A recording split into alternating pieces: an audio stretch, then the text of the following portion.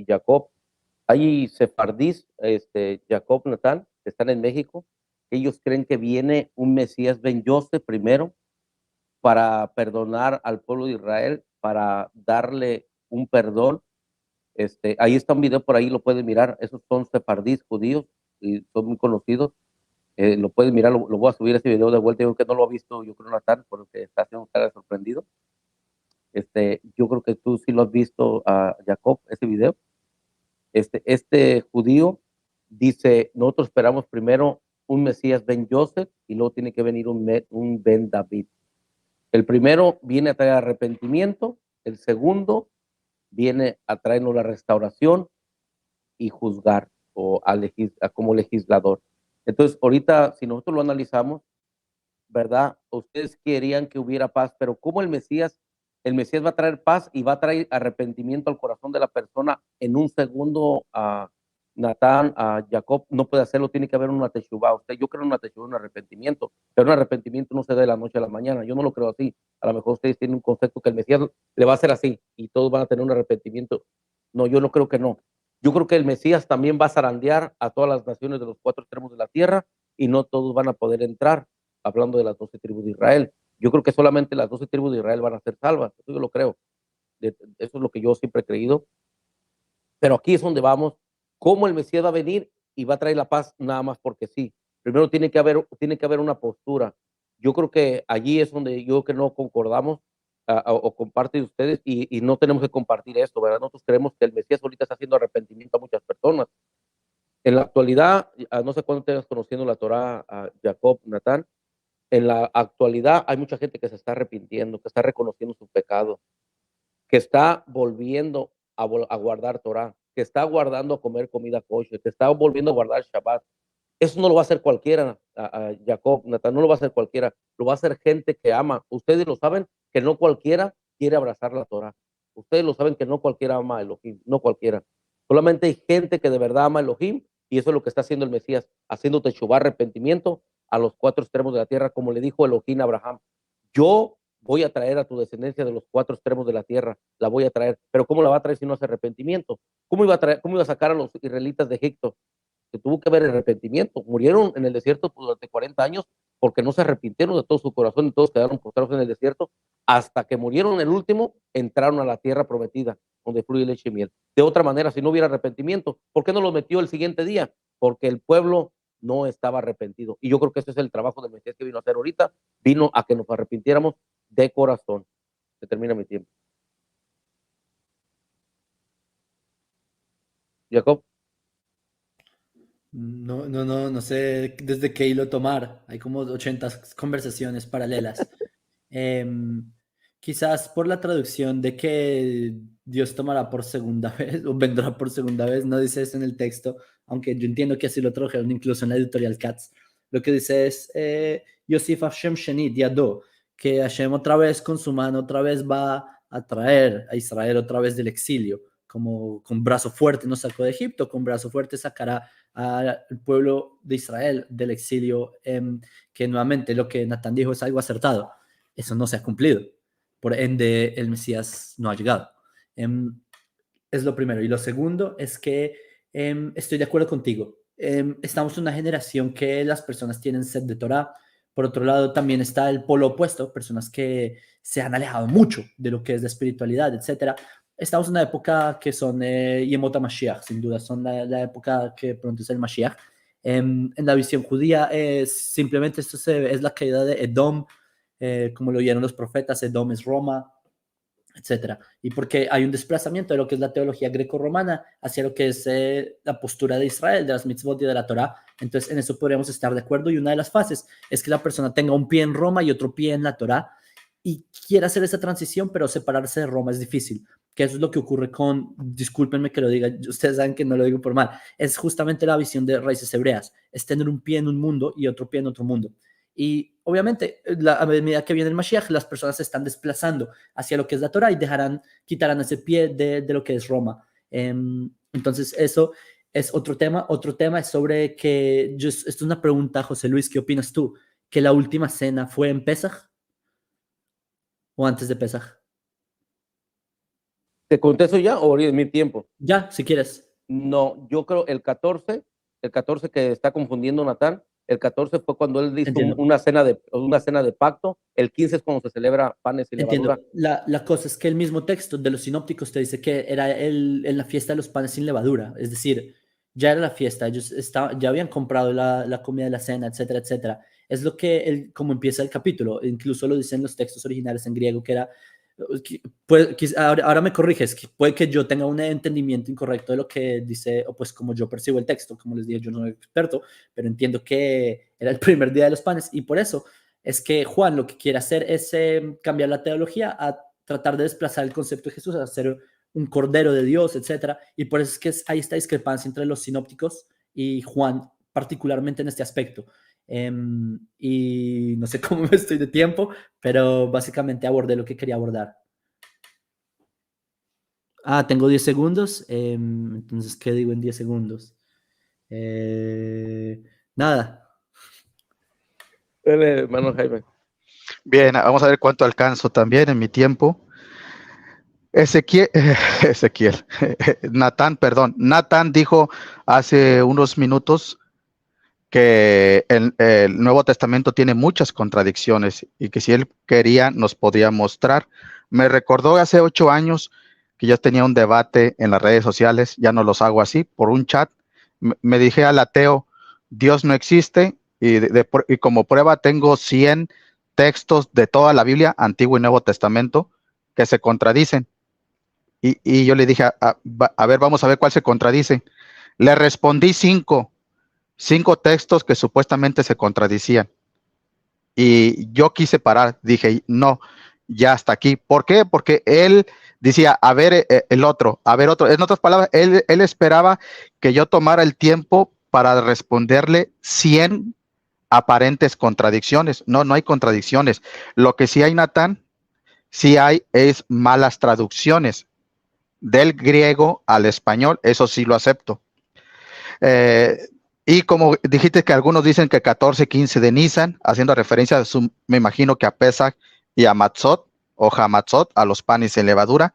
Y me tomé la tarea de buscar Mateo capítulo 26, versículo 17, para mostrar que ahí no dice Matzot, ahí dice Pascua en español y en griego dice Pascha. Aquí está, Pascha. Dice el griego del Nuevo Testamento, por supuesto, en Mateo 26, 17. Entonces, ahí está hablando de Pesaj, del día 14. Entonces, murió a las 3 de la tarde del día 14, Yeshua, a las 3 de la tarde, a la hora del sacrificio del Cordero. Y es muy interesante cómo están yendo al Nuevo Testamento cuando nosotros esperaríamos, José Luis y yo esperaríamos que nos centráramos solamente en el Tanaj para ver las profecías mesiánicas. Ahorita el debate no es si Yeshua cumplió o no cumplió. No sé si se entendió el punto de partida. Dice Jacob que no dice por segunda vez, sino otra vez. Bueno, otra vez puede significar segunda, tercera, cuarta, quinta vez. Entonces, no hay discusión alguna en este punto si la traducción está incorrecta. En vez de decir segunda vez, que yo lo leí de esta, otra vez, yo lo tomo como otra vez. Y también dijo Jacob que es el problema con raíces hebreas, que tiene un pie en Roma y un pie en la Torah. Bueno, esa es tu percepción, Jacob. Yo podría decir lo mismo del judaísmo. El judaísmo tiene un pie en la Torá y un pie en las interpretaciones rabínicas. Y como seres humanos, como personas civilizadas, tenemos la libertad. Si yo quiero tener, se me acabó el tiempo otra vez. Entonces, el tema es las profecías mesiánicas. Y yo uso el texto del Nuevo Testamento, pues precisamente para corroborar los errores que hay sobre las profecías mesiánicas, ¿no? Porque estamos hablando de un tema de doctrina de la creencia en Jesús, ¿no? La muerte de Jesús, ¿cuándo se hizo realmente? creo que habla de la doctrina en la creencia en Jesús, porque pues si no, pues entonces, ¿qué tiene que ver Pesaj con todo esto? Ahora, usted habla de que en griego dice Pasaj, Pasja, porque sí, efectivamente en el mismo versículo está la palabra Pasja cuando le dicen, ¿dónde quieres que preparemos para que comas la Pasja? Pero cuando habla el primer día de la fiesta de los panes sin levadura, no creo que diga también Pasja. Ahora, eso por un lado. Por el otro lado, otra vez volviendo a las profecías del Mesías, yo creo que este tiempo y no el anterior, no hace 2000 años, sí se están empezando a cumplir, por decirlo así. No sé si las profecías, pero sí por lo menos unas chispas de luz de que el Mesías está a punto de venir por primera vez. ¿Por qué? Porque hay en los salmos y en varios profetas y en varios lugares donde habla, bueno, si hablamos de los salmos que hablan de profecías, también en esos salmos, que si los podemos tomar como profecías, aunque yo no estoy muy seguro de eso, habla también de que va a salir de la Torá de Sión y hay profetas que hablan de Sión y creo que para ustedes Sión en este momento es algo, un tema de más bien como de Satanás o del diablo o algo así, pero la Torah es muy sionista porque lo que está sucediendo hoy en día, que el pueblo de Israel haya llegado otra vez a su tierra, yo sí lo puedo comprobar, es decir, yo no puedo comprobar que si Jesús montó en un burro o no, porque hay unos textos que dicen que entró en 2 burros, hay otros textos que dicen que no, que pidieron el burro prestado, no, ni siquiera lo tomaron, no lo pidieron prestado siquiera. Eh, yo puedo decir, por ejemplo, que Jesús pidió agua y sintió sed. No puedo comprobar eso, pero yo sí puedo comprobar que el pueblo de Israel está volviendo otra vez a su tierra y que se está otra vez reuniendo el pueblo de Israel en la tierra de Israel. Eso sí lo puedo comprobar, lo estamos viendo hoy en día, ¿sí? Entonces, eso por un lado. Por otro lado, si el Mesías es el mismo Dios, porque seguramente algunos de ustedes he visto los debates en donde creen que el Mesías para ustedes es el mismo Dios y vino y se hizo hombre y fue 100% hombre, 100% Dios, no sé cómo sea la doctrina que tengan ustedes o así lo he escuchado de otras personas, no de ustedes. ¿No le quedaba fácil hacer que la gente hiciera teshuva en ese mismo momento, así rápido? Yo creo que sí. ¿Para qué esperar? Yo no creo que el Mesías sea el mismo Dios, ese puede ser un tema a discutir después. Bueno, aquí voy a comenzar a poner mi tiempo. Aquí empiezo. Esta está por el judaísmo o por los judíos de Israel, ¿verdad? No sé si también ellos traduzcan mal, no lo sé. No lo sé, porque aquí está firmada por ellos, pero aquí sí dice que los va a tomar por segunda vez. Bueno, algo muy interesante de lo que estoy oyendo, me está sorprendiendo muchas cosas que ni yo creía, pero es bueno hablar con gente como ustedes que tienen otra postura.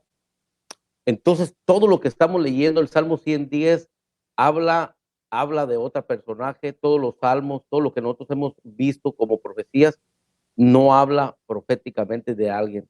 Entonces, vamos a tener que tener mucho cuidado para saber de quién es precisamente está hablando. Daniel, yo no sé, hay parte del judaísmo, Jacob, Natán, que dice que Daniel no es muy profético o no es un profeta que le podamos confiar, pero en el capítulo 7 del libro de Daniel 13 y 14 dice así: miraba yo la visión de la noche y aquí con las nubes del cielo venía uno como hijo de hombre. Yo no creo que un hombre puede ir al cielo. No sé ustedes qué piensen de eso. ¿Quién es este hombre que viene del cielo? Como un hijo de hombre, como un Ben Adán, que vino hasta el anciano de días. ¿Quién es el anciano de días? Y le hicieron acercarse delante de él y fue dado dominio a este hombre, fue dado dominio, cabot, gloria, reino, imperio, para todos los pueblos y naciones, lenguas, tribus, y le servirán. Su dominio es dominio eterno, que nunca pasará, y su reino uno que no será destruido. Me gustaría saber de quién Daniel está hablando aquí. No quiero entrar a mucho, te voy a conceder la palabra porque quiero, para no hablar de otro tema, me gustaría que nos dijeras, Daniel, ¿qué piensas de Daniel, del libro de Daniel? ¿De quién está hablando aquí Daniel? ¿De quién está profetizando? Yo lo miro que es una profecía, ¿verdad? Ha habido dos escrituras que no me han podido responder de quién habla, pero dos ya respondieron que era del rey David, que no, para nosotros no está hablando del rey David. Voy a terminar aquí mi tiempo, aunque todavía tengo tiempo, pero me gustaría nada más redondear en el libro de Daniel ahorita. Jacob. Ok, sí, voy a responder al final, voy a ir al revés del revés, como dice Jaime, pero lo que quisiera leerles es sobre el tema de Pesaj, que simplemente quizás yo lo entiendo mal. El primer día es Marcos 14:12, el primer día de los panes sin levadura, cuando sacrificaban al cordero de Pascua, eso es el 15 de Nisan, es el día que se sacrificaba al Pesaj. Que Mateo 26:17, el primer día de la fiesta de los panes, cuando vinieron, ¿dónde quieres que preparemos para que comerse el Pesaj? Eso se hace el 15 de Nisan, es el 6, cuando se come el Corban. Lucas 22:7, llegó el día de los panes sin levadura, en el cual era necesario sacrificar al cordero de la Pascua. Ese es el 15 de Nisan. Es decir, Natán no estaba tan equivocado en mi lectura o mi conocimiento de cuándo se hace el Corban Pesaj, es el 15 de Nisan. En todo caso, yo también tengo una pregunta, voy a abordar el tema de Daniel, pero también quiero una pregunta que te la paso a ti, José Luis, que tú mencionaste la profecía de Zacarías 9:9, que esa la citan en el Nuevo Testamento, claro, porque Jesús entró a la entrega triunfal. Mi pregunta es, ¿por qué el Nuevo Testamento no te cita Zacarías 9:10? Si es lo mismo, dice, o sea, y continúa la profecía. O sea, ¿por qué el Nuevo Testamento te corta en 9:9, pero no te dice que va a traer paz mundial? Entonces, te lo dejo para que escuchar tu postura, porque también interesante. En cuanto a Daniel, nosotros no consideramos que sea un profeta. Daniel tuvo visiones, Jazón. Ahí está, ese texto que citaste está en arameo, de hecho, y es una visión. Es como él ve cómo será el mundo. Sí, en el Talmud hay una discusión en el Tratado de Sanedrín sobre cómo va a ser la época del Mashiach, cómo va a llegar, si de forma humilde, de forma, no el Mashiach, sino que de una generación que va a ser justa, etcétera, o va a ser una generación que se va a comportar mal y por eso va a tener que ser un Mashiach a la fuerza. Y ese es como lo que dice Daniel, que puede que es la generación que sea rebelde. Las características de ese Mashiach van a ser a la fuerza, más no es una profecía de que así vaya a ser, sino una posibilidad de que su visión es que si Israel se comportan de X manera, el Mesías va a llegar de Y manera. Es decir, es una función a cómo está la generación de Israel. No sé si me expliqué lo suficientemente claro, pero en pocos términos no es una profecía per se. Ah, 30 segundos, todo el mundo, todo el tiempo del mundo. Entonces, por lo tanto, cuando dice que llega como de las nubes, etcétera, significa que viene con grandeza, etcétera. Eso es a lo que se refiere. Entonces, nuevamente, si Daniel, tú lo ves en tu Tanaj, que está en la sección de Ktuvim, no necesariamente debes tomarlo como si fuera una profecía, pero sí como valores que son posibles y que debemos tener en cuenta en la época del Mashiach. Es algo que es importante y bueno, básicamente hasta acá.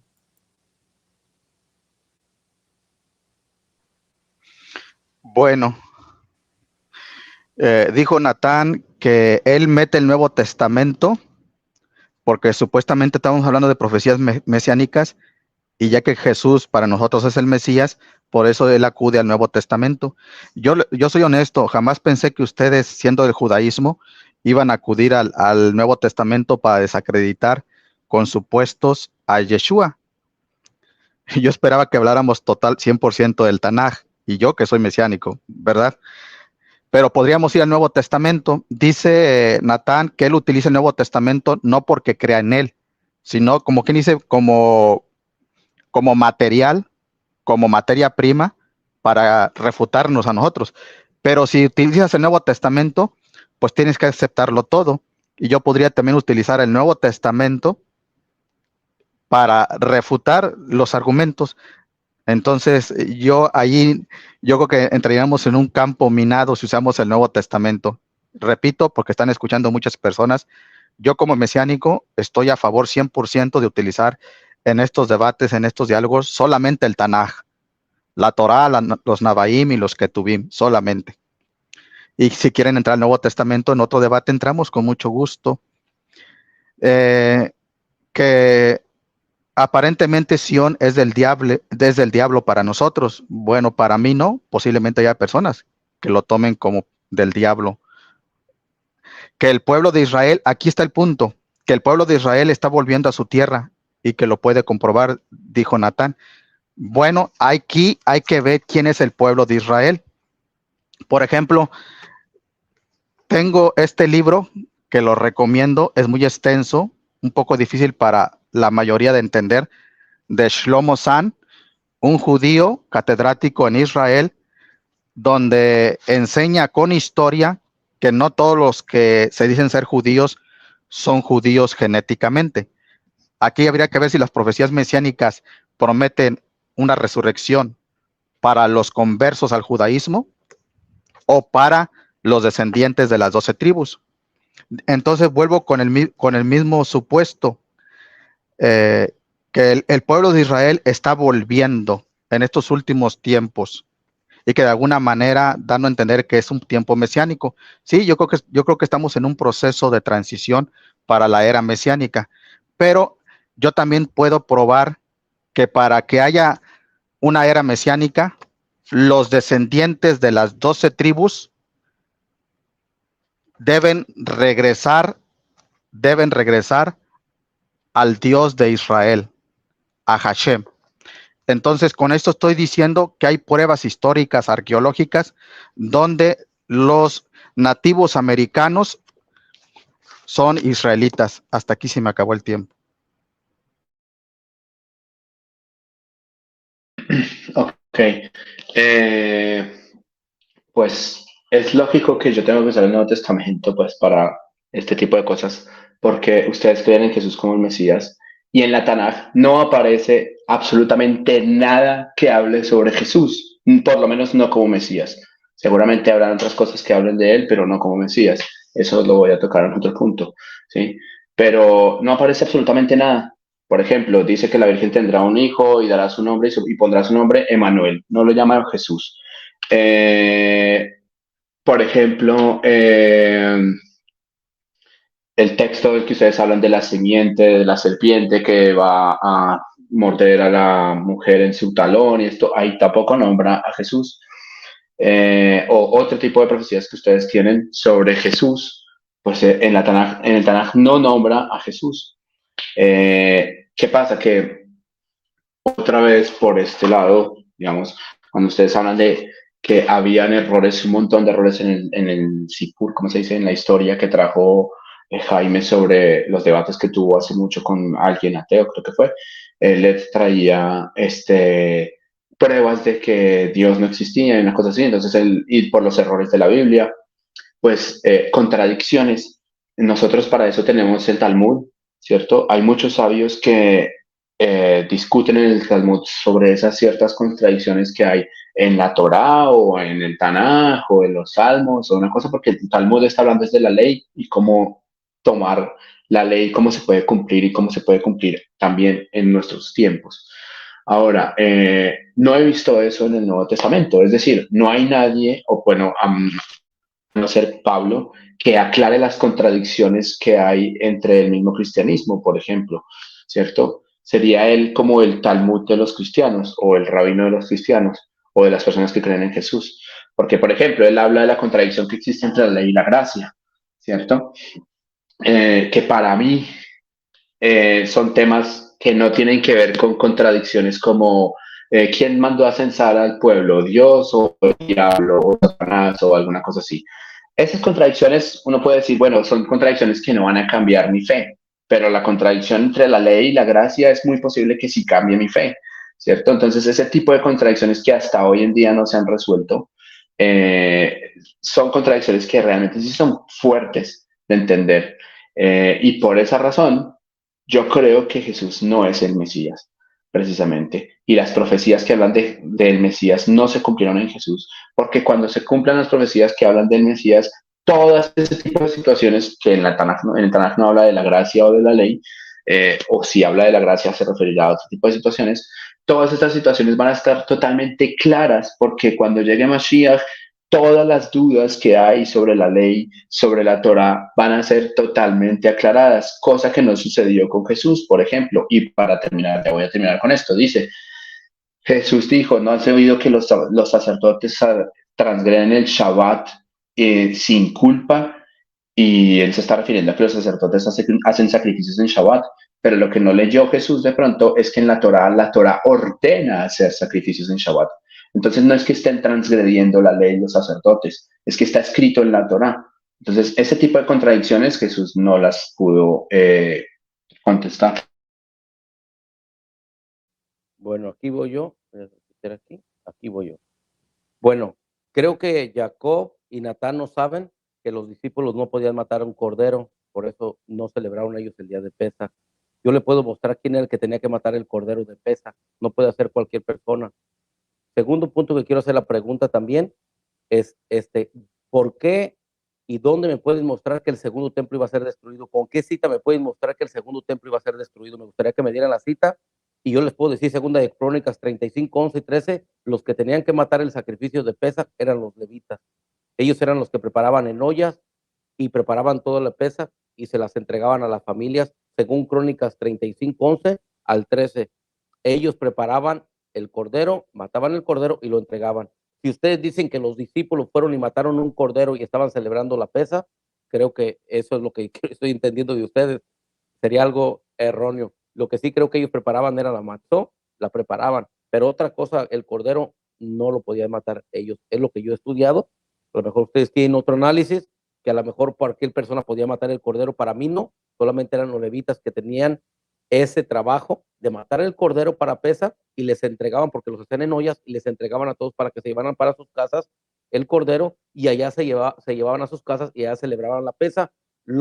Cada persona hacía su matzó y ella preparaba el pan sin levadura y allá celebraba. Por eso vuelvo y lo repito, el día 14 el Mesías estaba haciendo una cena de un pacto, lo que dice Jeremías 31, 31.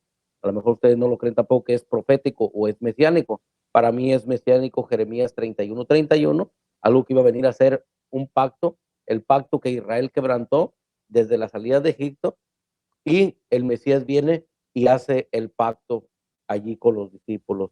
¿Por qué? Porque era necesario que entraran a un pacto. La casa del norte, que luego vamos a hablar de ese tema, la casa del norte estaba sin pacto, sin nada. Natán dijo que ya se están volviendo los israelitas o las tribus se están volviendo. Yo todavía no veo todo esto cumplido, no sé cómo me lo puede explicar si todavía no viene el Mesías. Y dicen ustedes que Elías tiene que venir primero, pero dice, antes de que venga el grande, terrible de Elohim, tiene que venir Elías. Si algo viniera terrible, entonces no va a venir a una restauración, va a venir algo terrible. Entonces, hay muchas contradicciones que no las podemos exponer en un solo tema. Ojalá que no sea la primera, Jacob y Natán, que podamos tener, porque esto sería muy interesante. Hay muchas dudas, tanto como de aquí para allá, de allá para acá, que creo que no estamos quedando de acuerdo en ninguna profecía. No hay ninguna profecía que estemos, ni las que dio Natán, ni las que hemos dado nosotros para allá, son profecías, ni las que estén dando para acá, nosotros las tomamos como profecías. Algunas sí, algunas no. Aquí voy a terminar. Entonces yo puedo mostrar lo que acabo de decir y me gustaría el texto del templo, el segundo templo, cómo iba a ser destruido. Aquí termino.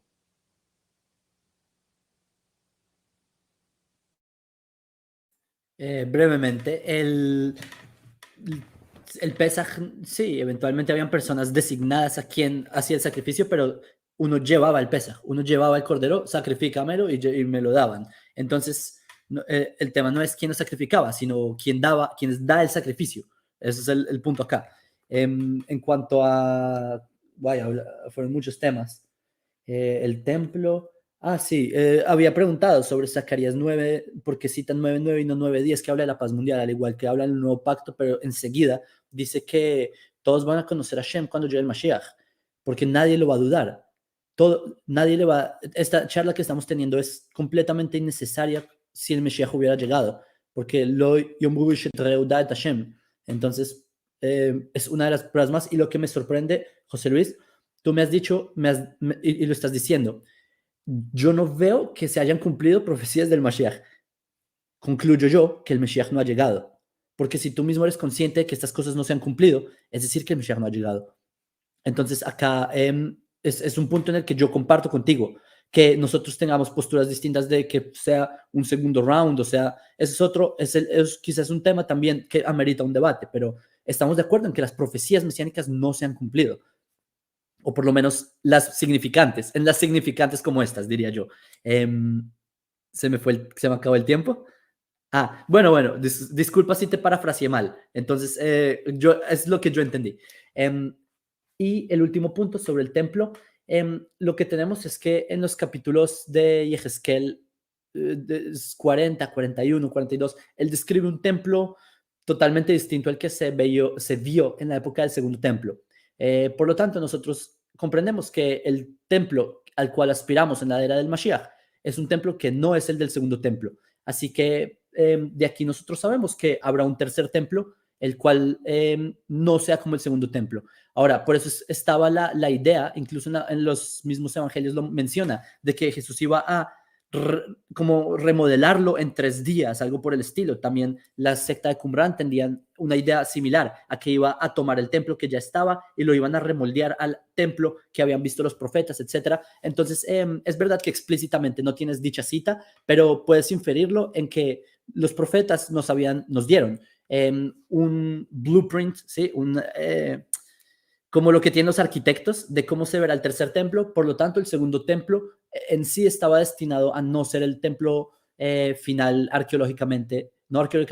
arquitectónicamente, como nos lo transmitieron nuestros profetas. Y de ahí podemos deducir que por eso el segundo templo estaba destinado a no ser el templo final. Entonces, básicamente, eso es a tu pregunta. Y yo quiero reiterar el punto, que como lo dijo Jaime, es verdad que tener sed de rifar ropas no es suficiente. Bueno, entonces será para después. Bueno, voy a comenzar con algunos comentarios que hace Natán. Natán dice que la Tanaj no habla. Estoy muy bajo su volumen. Dice que la Tanaj no habla de Jesús como Mesías, por eso tiene que usar el Nuevo Testamento. Bueno, obviamente que no va a aparecer un nombre en español Jesús, y mencionó que ahí sí parece Immanuel, por ejemplo, en el libro de Isaías. Yo pienso que estamos mal enfocando, pero somos libres. Estamos mal enfocando el debate, lo estamos llevando sobre todo Natán lo está llevando a que si Jesús es el Mesías o no. Ese sería, yo pienso, que otro tema a debatir. Aquí estamos tratando de hablar, de enfocarnos en las profecías mesiánicas, repito, del Tanaj. Que las profecías no se cumplen en Jesús. Bueno, yo opino lo contrario, es cuestión de óptica, que Jesús dice, ¿no saben que los sacerdotes transgreden el Shabbat y son sin culpa? Bueno, eso no dice el griego del Nuevo Testamento. Yo, para estudiar, Natán, el Nuevo Testamento, no lo leo solamente en español, pues voy al griego, ya que fue el idioma universal del primer siglo en el que se utilizó primero y segundo siglo. Entonces, allí no dice, y me gustaría en otro debate hablar si quieres, del Nuevo Testamento, y vamos al griego para ver, y Jesús no dijo que transgreden. Jesús nunca predicó en contra del Shabbat, nunca, tampoco lo quebrantó. Y me llama la atención que Jacob reincide en mencionar a Zacarías 9:9 y dice, y hay que leer también el 10, que todos van a conocer a Hashem cuando venga el Mesías. Yo estoy de acuerdo, Jacob. Yo estoy de acuerdo que todos van a conocer a Hashem, al Eterno. Pero aquí la pregunta que hizo hace rato José Luis, ¿va a ser espontáneo, momentáneo, a la velocidad de la luz el conocimiento, o va a ser progresivamente? Yo opino, y lo podemos discutir, que el conocimiento a Hashem en la era mesiánica va a ser paulatinamente, poco a poco. Eso no desacredita a Yeshua como el Mesías, porque desde hace 2000 años a la fecha, el mundo gentil, entre comillas, los Goim, están conociendo a Hashem poco a poco. Y es algo muy peculiar notar que en estos últimos 20 años, los latinoamericanos hemos buscado a Hashem la mayoría sin irnos al judaísmo, solamente a la Torá, al Tanaj, y se está cumpliendo la profecía, pero a través de Yeshua. Estamos volviéndonos a la Torá a través de Yeshua. Hasta ahí.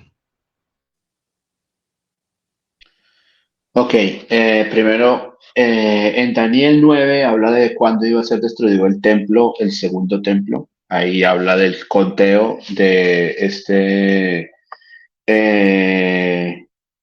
cuándo se iba a destruir. Obviamente, ¿por qué? Porque no es que Daniel se esté presentando como un profeta. Ahí Daniel 9 es muy claro, dice Daniel que estaba preocupado, que no entendía las profecías de Jeremías. Entonces el ángel se le aparece. ¿Y por qué nosotros no consideramos a Daniel como un profeta, o por lo menos como tal? Porque él no habla en nombre de Dios. Él no dice, y el Señor me dijo tal cosa como muchos profetas. ¿Sí? Ahora, por una razón.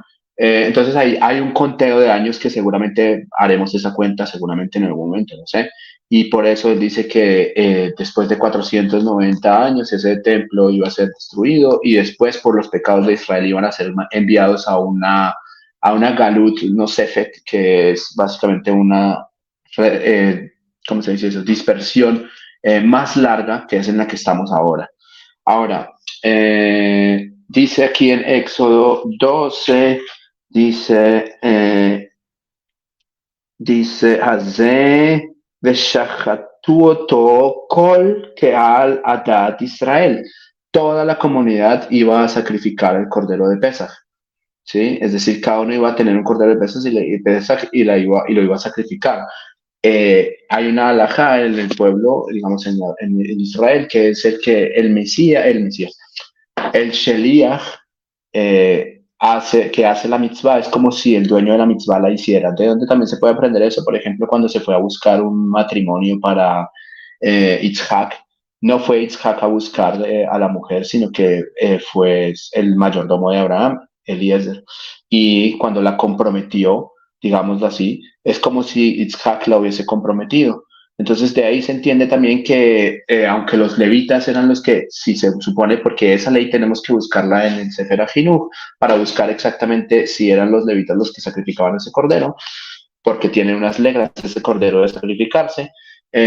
Si los levitas efectivamente sacrificaban ese cordero, entonces lo hacían porque eran emisarios del pueblo de Israel, porque ellos sabían las leyes de sacrificio y todas estas cosas, efectivamente. Ahora, dice aquí, pues ustedes hablan de la Torá, dice que Jesús sí aparece en la Torá, que eso depende del enfoque que se haga. Pues yo digo que no. Si ustedes, por favor, estudien la Torá y el Tanaj sin tener en cuenta el Nuevo Testamento, sin tener absolutamente nada en cuenta del Nuevo Testamento. Nada, nada. Olvídense de todo lo que dice el Nuevo Testamento. No habla absolutamente nada acerca de Jesús, ¿sí? Porque si fuese así, créanme que muchos judíos aquí podrían entender eso, pero no se entiende de esa manera. Nadie en el Nuevo en la Tanaj, leyendo solamente la Tanaj, llega a la conclusión de que Jesús es el que está expresado ahí por medio de las profecías. Ya. Aunque voy a comenzar yo aquí.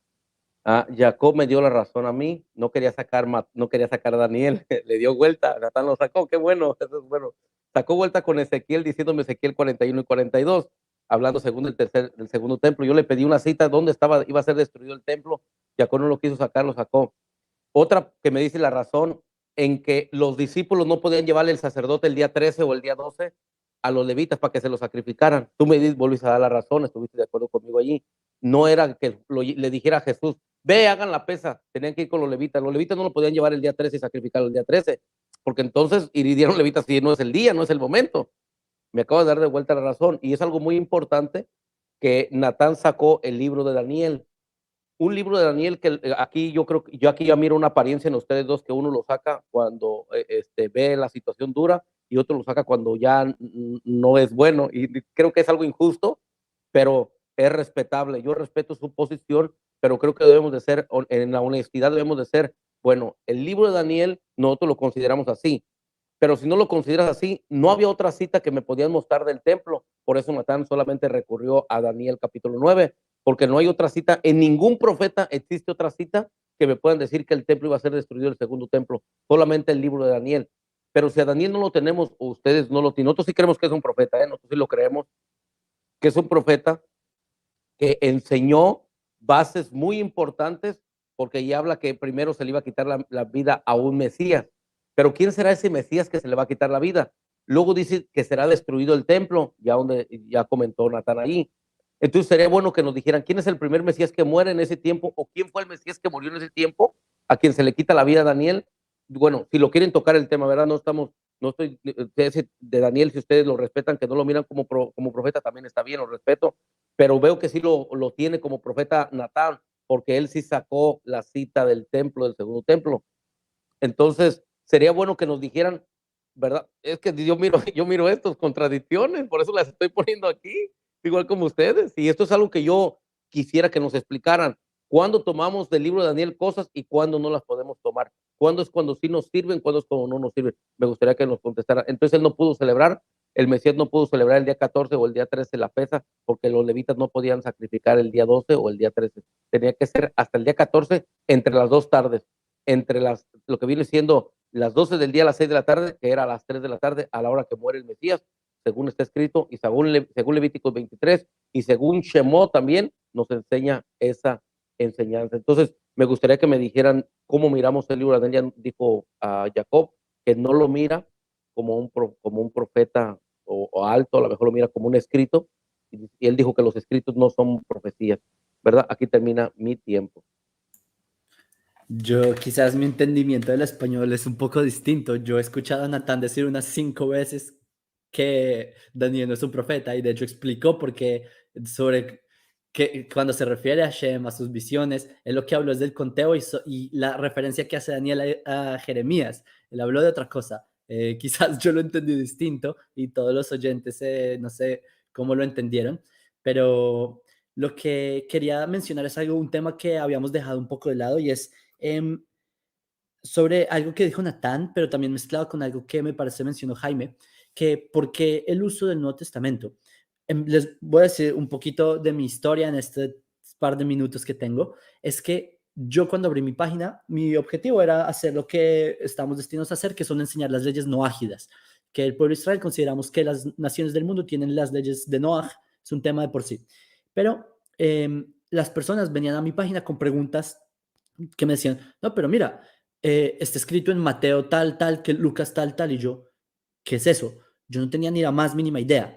Yo sabía la existencia del cristianismo, obviamente, pero no sabía su teología, no sabía sus textos, y cuando me empezaron a hacer preguntas, por eso fue que me empecé a remitir a responder las dudas del Nuevo Testamento, y les voy a ser sinceros, yo crecí con el Tanaj, acá no hay ningún texto cristiano en esta casa, yo no crecí, nunca leí el Nuevo Testamento, sino hasta como hace 3 años por ahí, y la primera vez que lo leí, yo solo veía valores opuestos a la Torá. Por eso, cuando Jaime, tú mencionas que se está acercando a la Torá por medio de tal cosa, es posible que ese sea el plan de Hashem, porque suelo mencionar Maimónides, etcétera. Más yo pienso que no es en sí por el mérito del Nuevo Testamento, sino por la semilla de Torá que está envuelta en lo que esos vestidos que puso Roma, llamados Nuevo Testamento, la teología. Entonces, por eso es que a lo que voy es el tema del debate y es sobre las profecías del Mashiach, es justamente eso, que ustedes ven la cubierta,